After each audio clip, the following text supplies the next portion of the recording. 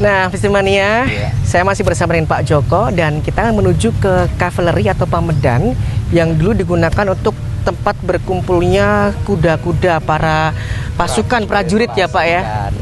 Oke. Jadi memang dulu untuk melengkapi keamanan ya, itu mulai Mangkunegoro itu sudah mulai membentuk prajurit-prajuritnya sampai hingga itu tahun 1874 ya, itu era Mangkunegoro yang keempat juga, itu membentuk pertahanan yang tidak ada duanya, kerajaan-kerajaan lain nggak ada yang punya, yaitu kavaleri, artileri, infanteri, ya, itu yang diadopsi oleh TNI sekarang. Ya, itu. Tapi dulu kendaraannya pakai napan, ya itu. Dulu memang yang terkenal di Mangkunegaran itu adalah Legiun ya, Legiun itu prajurit Mangkunegaran dengan prajurit atau tentara Belanda dan Prancis. Nah, ini jadi satu, dibentuk oleh Napoleon untuk menghadapi sekutu waktu itu, Perang Dunia. Iya, Perang Dunia. Jadi memang seperti itu, betapa hebatnya masa kejayaan dulu, sampai Inggris nggak berani masuk ke Indonesia. Betul. Sampai di Surabaya aja itu sampai terkencing-kencing. Nah, ini ya. Itu kalau Kavalerinya ini sendiri dibangun pada tahun berapa Pak Joko dulu? Itu 1874. 1874 ya. Mangkunegoro yang keempat. Mangkunegoro yang keempat. Jadi dulu di situ tempat pusatnya para prajurit-prajurit Mangkunegaran beserta dengan asramanya atau mesnya, termasuk kendaraan kuda-kudanya juga ada di dalam. Ada di dalam ya dulu. Iya, ya? Jadi harus ini siap siaga. Nah itu.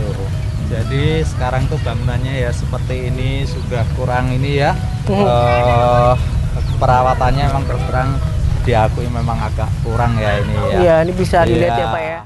Nah, Vismania, sekarang saya sudah sampai di depan Kavaleri Artileri dan ini dulu dibangun pada tahun 1874 ya, iya, Pak Joko ya. Masa Mangkunegoro yang keempat.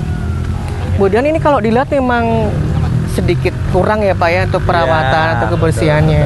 Betul.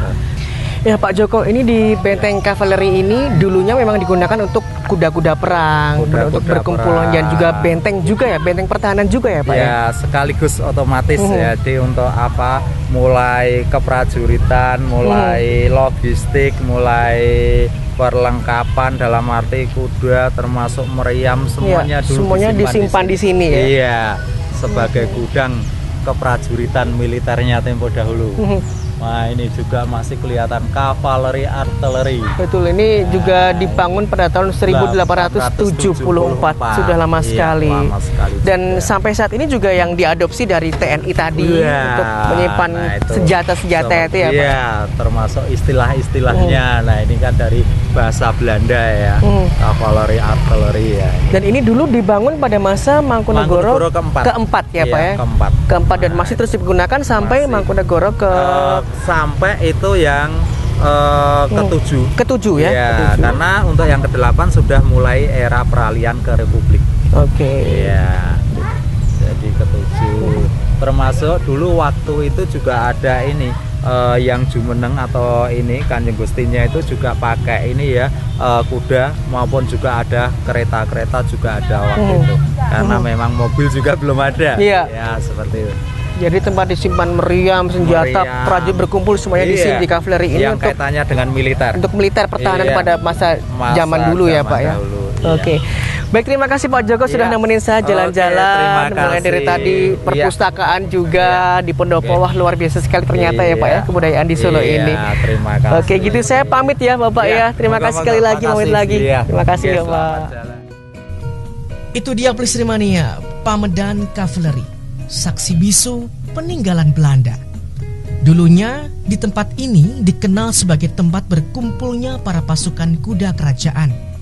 Akan tetapi, bangunan ini sering difungsikan sebagai tempat event-event besar seperti SIEM, SIPA, dan pertunjukan lainnya. Vismania, itu tadi jalan-jalan kita di Solo Ngangeni kali ini dengan menguak lebih dalam mengenai sejarah dan kebudayaan yang ada di Puro Mangkunegaran. Tentunya Puro Mangkunegaran ini semakin menambah kelengkapan keragaman budaya yang ada di kota Solo tercinta ini, dan tentunya semakin membuat Solo selalu dirindukan. Di mana lagi kalau bukan di Solo, Solo memang ngangeni.